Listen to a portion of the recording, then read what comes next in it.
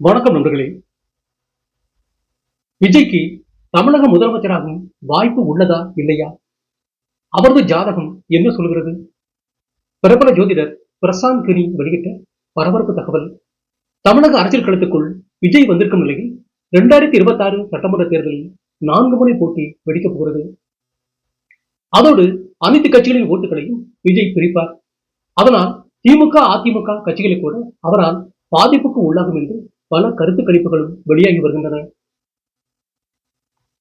அதோடு தமிழக வெற்றி கழகத்தை சேர்ந்தவர்களோ 2026 சட்டமன்ற தேர்தலிலேயே விஜய் வெற்றி பெற்று ஆட்சியை பிடிப்பார் என்றும் கூறி வருகிறார்கள்.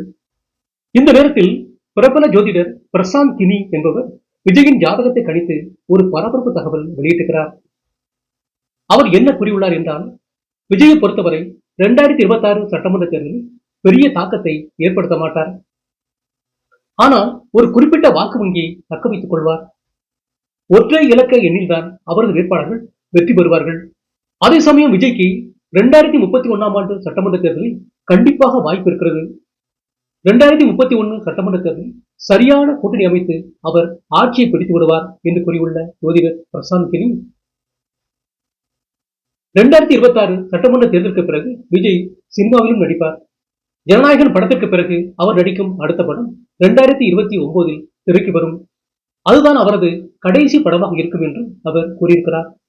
அந்த வகையில் 2026 தேர்தலில் விஜயால் ஆட்சியை பிடிக்க முடியாது. ஆனால் 2031 ஆண்டு தேர்தலில் அவர் கண்டிப்பாக ஆட்சியை பிடித்து வருவார் என்று அவர் திட்டவட்டமாக கூறியுள்ளார். மேலும் இந்த ஜோதிடர் பிரசாந்த் கினி இந்தியாவில் நடைபெற்ற கடந்த 2 மக்களவை தேர்தல் கணிப்புகளை மிக துல்லியமாக கணித்து வெளியிட்டவர்.